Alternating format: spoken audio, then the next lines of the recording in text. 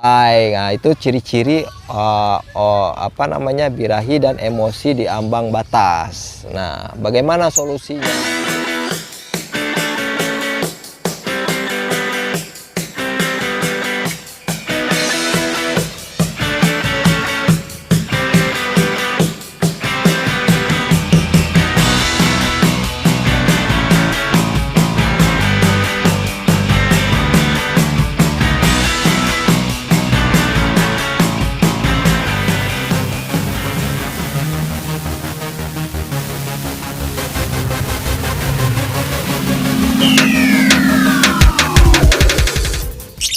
Assalamualaikum warahmatullahi wabarakatuh. Nih saya jelasin lagi tentang materi masih masalah dengan birahi. Nah, birahi dan emosi. Ini saya jelasin tentang ciri-ciri dan penanganannya supaya tidak seperti itu. Ada ciri-cirinya yang mungkin jarang dipakai. Nah, bagaimana caranya? Nah, ini ada ciri-ciri yang lovebird, emosi dan birahinya itu terlalu tinggi. Nah, emosi dan birahinya itu terlalu tinggi, seperti apa ciri-cirinya? Burung itu bunyi cuman tek, tek, tek. Itu untuk betina ya. Ini kita jelasin semua betina. Bunyinya itu tek, tek, tek, gaya doang. Kadang nanti ini apa, kepalanya gini-gini doang, tapi nggak bunyi. Nah, burung itu nggak bunyi. Habis itu gigit-gigit kuku. Habis itu apa namanya, guling-guling. Kan ada tuh di lovebird yang guling-guling di lantai itu, yang kepalanya di bawah, kepala apa namanya, kakinya di atas, kepala punggungnya di bawah, muter-muter di apa, di lantai. Nah, itu ciri-ciri apa namanya, birahi dan emosi di ambang batas. Nah, bagaimana solusinya? Burung itu nggak bunyi, nggak bakal ngekek, itu dia ciri-cirinya. Cuma bunyi tek, tek, tek, itu bukan minor, bukan bahan konslet, bukan. Yang tek, tek, tek, tek, habis itu tek, tek, tek. Nah, itu bukan bahan konslet, gayanya keluar tapi bukan bahan konslet. Nah, bagaimana cara menanganinya? Burung itu kita mandikan malam pakai air es. Kalian taruh aja sebotol air es di apa namanya, di kulkas. Nanti kalian masukin ke semprotan, kalian semprot embun sampai basah kuyup, baru kalian angin-anginkan. Itu di atas jam 9 malam. Kalian telateni terus burung apa namanya,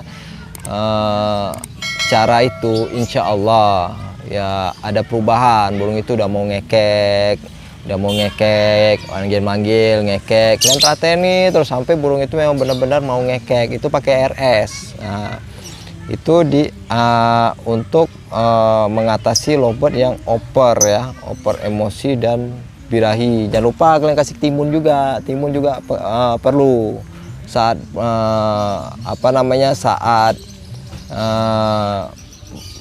memperbaikinya ya, memperbaiki tentang trouble seperti itu.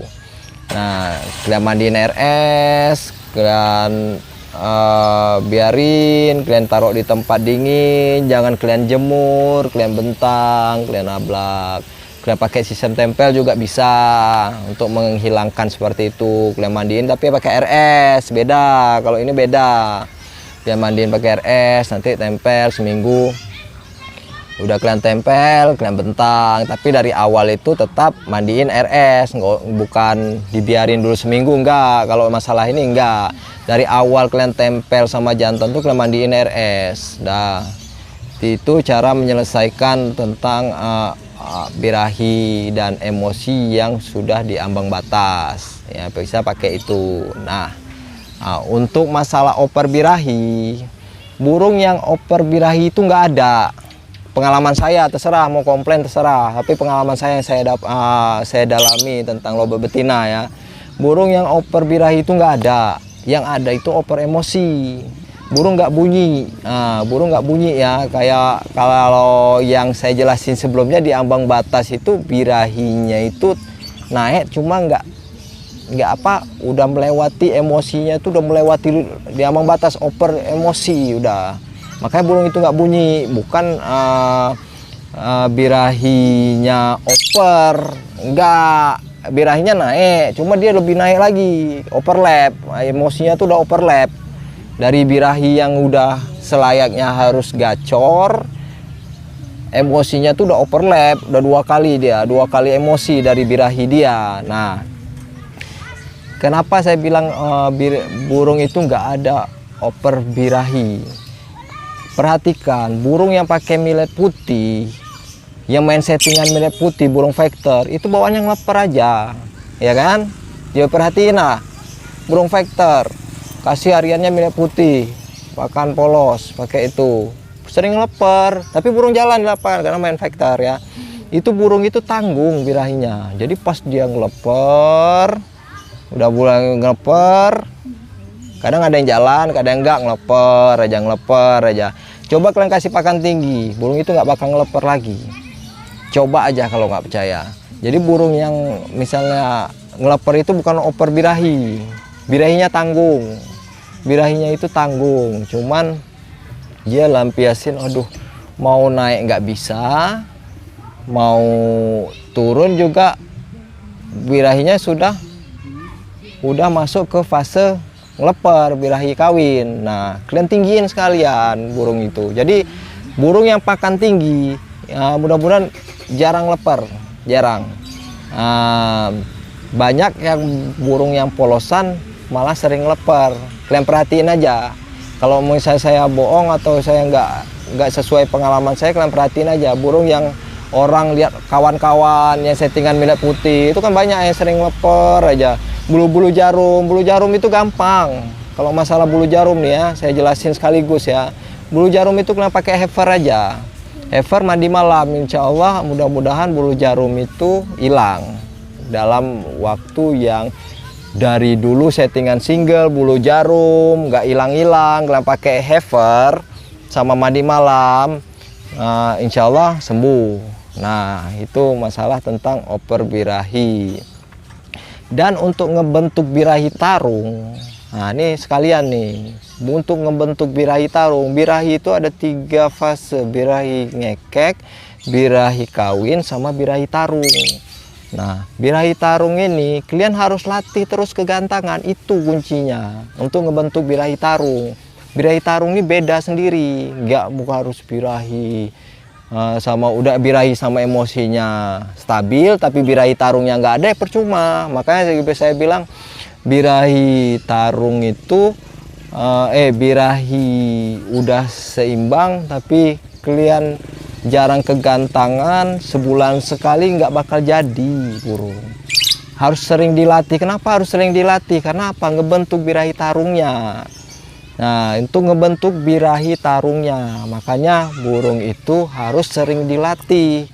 Kayak saya nih, ini kondangan terus, birahinya aja nggak ada. Nah, nanti lama-lama nanti apa?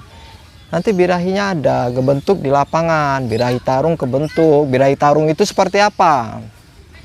Burung udah di pedok, bawa kegantangan, setengah jalan kegantangan, udah masuk pagar itu udah bunyi, itu udah jadi birahi tarungnya. Kalau nggak percaya, burung diperhatikan, burung yang udah setengah jalan di lapangan itu udah bunyi, itu udah ngebentuk birahi tarungnya, tinggal kalian dur. Nah, itu yang bisa saya jelasin tentang masalah birahi-birahi yang dianggap sepele tapi banyak manfaat. Dianggap sepele tapi itu penting untuk supaya burung itu jalan di lapangan.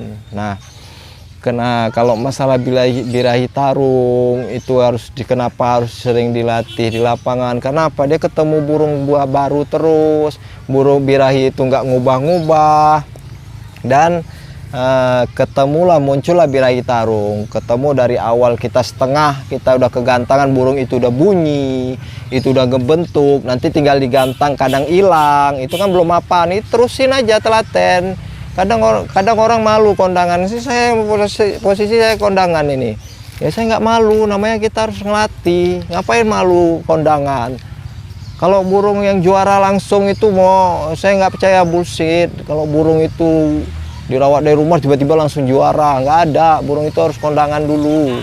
Nah, itu yang bisa saya jelasin ya tentang masalah birahi-birahi dan emosi. Semoga kalian bermanfaat buat kalian. Yang masalah sepele mudah-mudahan bisa bermanfaat dengan cara penanggulangannya.